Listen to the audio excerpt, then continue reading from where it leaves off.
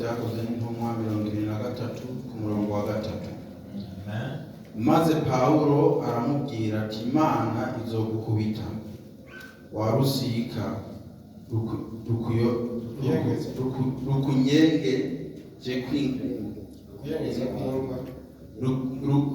rukuyengeje kwingwa.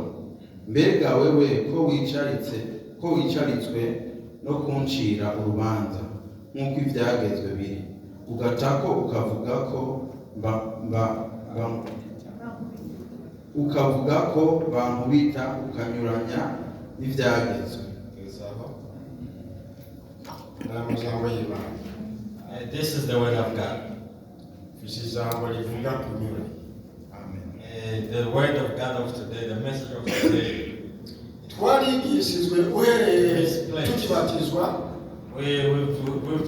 been taught since we've been baptized. We've been learning about the commandments. And whatever we go to church, they tell us about the commandments. Bakatubwira yuko kurenga ibyagezwe bifise ingaruka mbi, ariko rero iyo umuntu arenze ibyagezwe bisaba ko aca bugufakiha. The disobedience of the commandments have consequences, but someone needs to humble himself and repent. Twumvise inkuru imwe duherera muri iki gitabo cy'ibyakozwe n'intumwa. There was one story in the book of Acts. Inkuru y'umukozi w'Imana Paulo. And the story of the servant of God, Paul. Arengukizwa imbere y'ikoraniro. When he was brought before the church, before the judges, hari ijambo yavuze imbere y'abacamanza. There is a word he spoke before the judge. Ati namanye umutima utari mwizwi rinyagiriza ikibi imbere y'Imana n'imbere y'abantu. I've had a heart without no voice of condemnation before God and before the people. Umukuru yarahagarikiye urwo rubanza asavuga ko bamukubita ku munwa. The chief judge who was in charge, he said they must beat him on his ribs. Asaravuga ya majambo rero ati uhagaze uncira urubanza. You are standing there judging me. Kandi unyuramize n'ibyagezwe. And you are judging me not according to the commandments. Nani majambo atari make. In so many ways. Abari bahagaze aho hantu, for those who were standing, baramubwira baturubahutse gutuka umuherezi mukuru. You are insulting the priest, the grand priest. Arababwira ati sinari nzi ko ari umuherezi mukuru sinari. Then I didn't know that he was a priest. Ariko umuherezi mukuru yarazi ko hari cyagezwe atari gukora cyo gutegeka hongere bakubite ku. The grand priest, he knew that there was a commandment which he was not supposed to do, to give a command and they might beat him in the ribs. Aranyuranya n'ibyagezwe. He went according opposite of the commandments. Tugiye mu gitabo cy'Itanguriro, in the book of Genesis, twabonye ari amajambo y'aba bantu babiri. We've heard this message, this words of these two people. Tugomba dukoresha umwanya neza n'umwanya wo gusenga Imana. We want to use a time so that we can have enough time to pray. Abo bana hariho mukuru. Those two children, there was one and the younger one. Nukuvuga se arumva inkuru ko sekuru wabo agomba agwaya aremvye. His father, they heard the story that their grandfather want to die. Then he took a journey, took those children to get a blessing from the grandfather. In the hands of the priest, there is a blessing.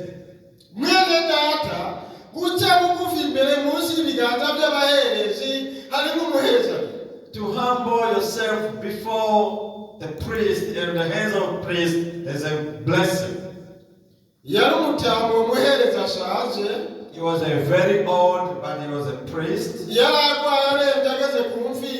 was very sick, almost dying. bati umuhungu wawe ari hano araje kukuraba. They told him, your son is here, he's coming to see you. Usomye Bibiliya ivuga ngo arangara aricara ku gitanda. When you read in the book, they say he tried and then he came and sat on the bed. Amuzanira abahungu biwe. Brought the two children. Yarazi ko hari igisigura ikiganza cy'ukuryo n'igisigura ikiganza cy'ukubaho. He knew the meaningful of right hands and the left hands. Afata umwana mukuru amutumbereza mu buryo bw'uwo mutama. The first son put in the right hands of that old man. Umwana muto amutumbereza mu bubavu bw'uwo And the mutama. younger one on the left of the Ariko amutama ataranyuranya amaboko. Then that old man, he swapped the hands. Ahera ku mutoya amushyira ku kiganza cy'ukuryo. Then he swapped it with the right hand to the younger one.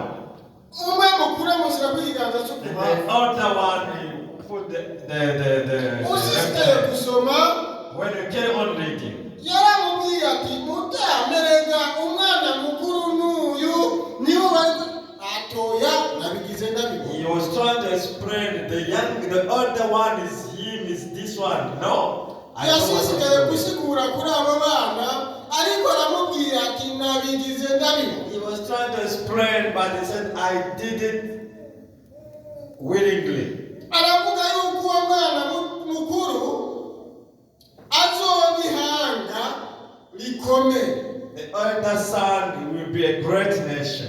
Ariko uwo muto azobihanga rikomeye kurusha uwo mukuru. But the younger one, he said that he will be a greater than the elder one. Bene data Brethren, bakozi b'Imana, servant of God. birashoboka ko hari ibyo twasizwe imbere. It may be possible that the things will be put. Hari uko dukwiye kugenda. There is a way we're supposed to walk. Hari ibyo dukwiye gukora. There's a things we're supposed to do. Ariko ijambo mfise ni But the message of today is this. mbega ibinyurana tubibona. What is being opposite? Do we see what we are doing? Ko tuzi uko twatangiye twigishijwe kuko iyo usanga ibintu bigenda biranyura. We know how we've been taught when we were young. Why are we swapping things? Iyo tukaniyumvira ku majambo y'Imana, And when he's meditating on the word of God, akenshi hagaruka ijambo ryo kwiyumvira urubanza ruri imbere. the word coming back is the judgment before us. Ugiye gusoma mu Mwami wa mbere 13 nitwasoma, We don't read in the first King, chapter 3. umuntu umwe w'Imana, One servant of God, hariya abami ba mbere 13 muri bibiri bice bya 11, First King, chapter 13, something like that. atumwa n'Imana kubura cyangwa kuvuga ibyo Imana yamutumye ku gicaniro. He was sent by God to tell people what God told him. Ariko Imana imuha amategeko. But God gave him commandment. Igikorwa aragenda aragikora, He went and do what he was told, kandi kigenda neza. and it went well. Umwami aramubwira ati rero umwana umaze kubyumva ati oya ntibikwiye kubuko bamutunga urutoki ati nimumufate. When the king heard, he said, no, it's not supposed to be like that. He gave a commandment to capture him. Kwa kuba kwa rutoka mutunze ukuboko uwo mwanya nyene gusa kuranyunyuka. The hand which was pointing at him, it was paralyzed. Ntibyashoboka ko asubira kukwiyegereza. He couldn't move that hand anymore. Aramutakambira ati mukozi w'Imana by'ukuri niyenze nsabira ku Mana imbabazi. Please, I'm begging you, I made a mistake. I'm asking for you to pray to God. Inginga Imana ukuboko kurasubira kumera uko kwari yongera gusubizaho kwari. He prayed with God and the hand was right again. Abona kwemera ibyo Imana ivuze. And then he accepted what God was saying. Aramubwira ati ngo rero tugende muhira ndakuzimana ndakugaburire mbere ndagutashe. Come, let's go home, I will give you everything. Ati Imana yambwiye ko ntashobora kugira icyo ngiriye ahantu kandi ntegezwa nasubira mu nzira nazananyemo ntegezwa guca mu gihe. God told me that I'm not going to eat anything on this place and I'm not using the same way I used to come here. ari ku rutonde rw'Imana He rwiza, was on the order of God. ariko akaga ageze imbere. Then when he went forth, Abahungu bamwe babonye izo nkuru basaba aho hantu babibwira umubyeyi wabo. the young men who saw the story, they went and told their parents. Arababaza ati yazananye he, aciye he? Where did he come from and where did he go? Afata indogobe aramukurikiye. Then he took a donkey and then he followed him. Kandi yabikoze neza, yasubiranye mu nzira atazananyemo nk'uko Imana yamubwiye. And he did this very well. He didn't use the same way as God instructed him. Kumbura arushe basiga ahantu munsi y'igitarica. Yeah, maybe he was tired and then he went under the tree and seated. Wamutama musangaho aramubwira ati ngwino dusubirane nze kugufungurira. That man, the old man found him there and said, let's go back, I'll give you food. Amubwira ko akunda ati Imana yantumye yambwiye ko nagira icyo ngiriye muri iki gihugu kandi atari icyo mweraho kandi ntegezwa kujya mu nzira ntasubirana mu nzira That God who sent me said, I mustn't eat anything or do anything in this country. I can never use it in the same way. Azaramubwira ati numuvugishwa mugenza we yiyoroheza aciye bugufi nanjye umumarayika w'Uhoraho ambwiye ko ndakugaze kugutora ndakugarure uze gufungura. I'm a beloved, I'm a prophet as you are. The angel said that I must take you and go and do everything for you. Amaze kumva yuko ari umumarayika w'Imana atumye iyo nkuru kuko nawe yubaha Imana atarahindukira asubira inyuma arafungura. After hearing that it was the angel who sent the message, he respected God and then he turned back and he went to eat. Ntimuze murumvira abavugishwa bose. Don't listen to all the prophets. Hari abavugishwa ku bw'umubiri.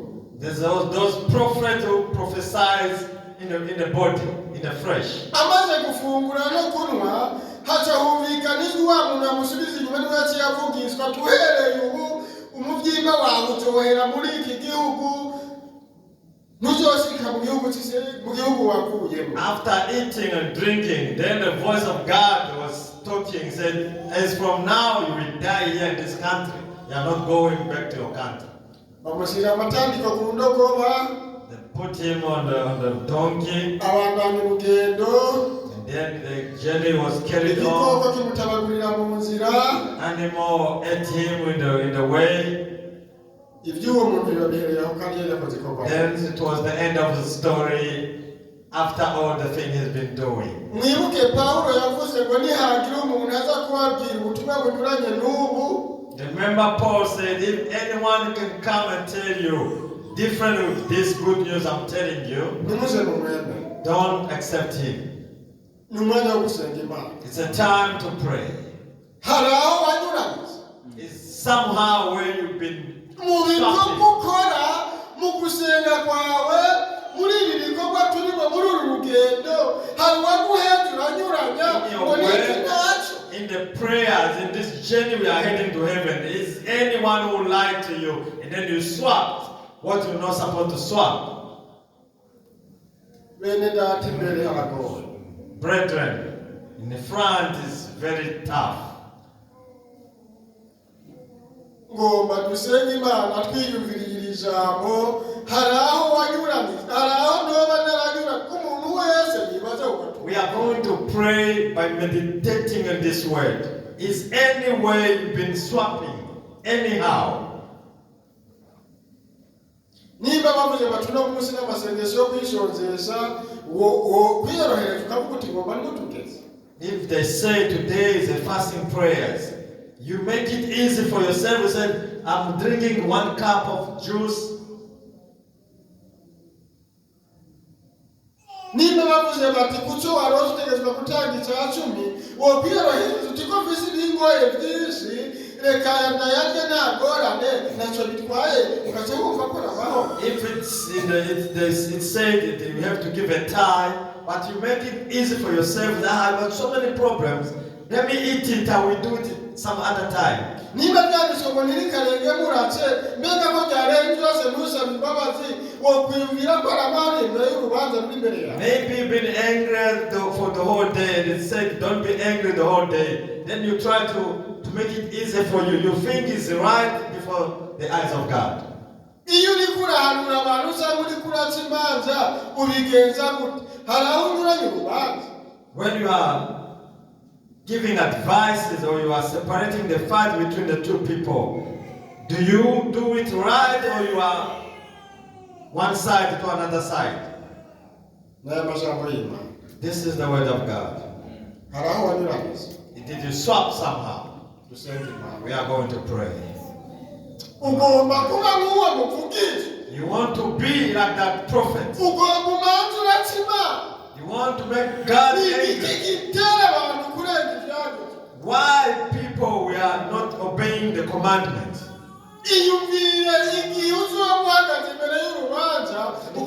Remember, when you be standing before God on the judgment day, what will happen? God is got power over everything, over us and everything we have.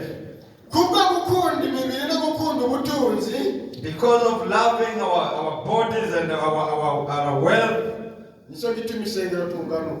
that is why the church, we are like this. This is the word of God. If you are there and then you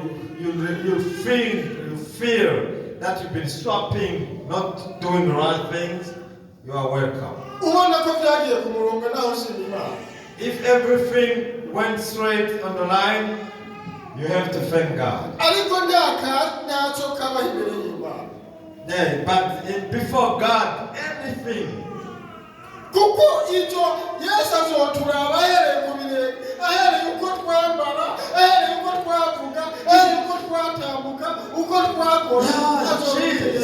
Jesus is going to look from our feet, everything, the way we dress, the way everything we do, He's going to check everything. For those who heard the word of God, may God bless you. Amen. Amen.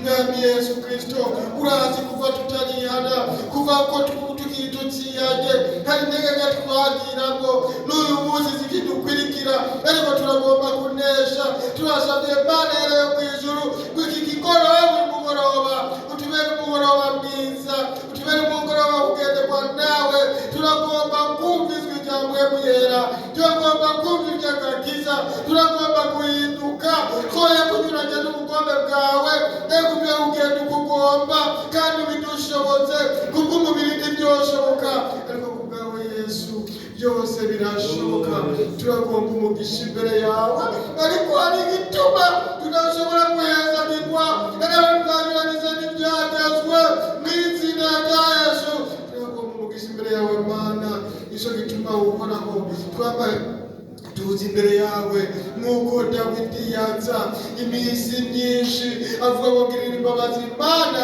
kuko ndi umunyabyaha niko Dawidi yakunda kuvuga yambaye yagiriza icyaha ubwo bukiruko bwize kuko iyo yirande yarumva ko atagororotse none nyakubahwa urabana natwe Mana uturinde kunyuranya utwigishe kugororoka ubikoreshe ibyo ugomba ibisigaye ubane natwe mu mwanya wose usigaye porogaramu y'ijuru ibyo ugomba bikoreke ni mu izina ryawe Yesu Kristo Nazareti.